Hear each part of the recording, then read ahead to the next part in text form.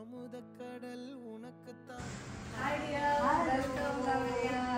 Yes, nice to meet you. Please be seated.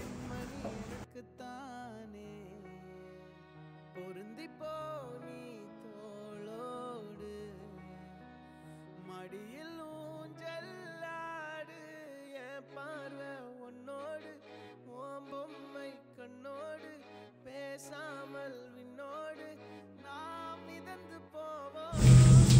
என்ன தெரியுது இப்போ பளிச்சுன்னு இருக்க மாதிரி இருக்கா இல்லை பளிச்சுன்னு தெரியுறீங்களா பளிச்சு yes it is because of the exfoliation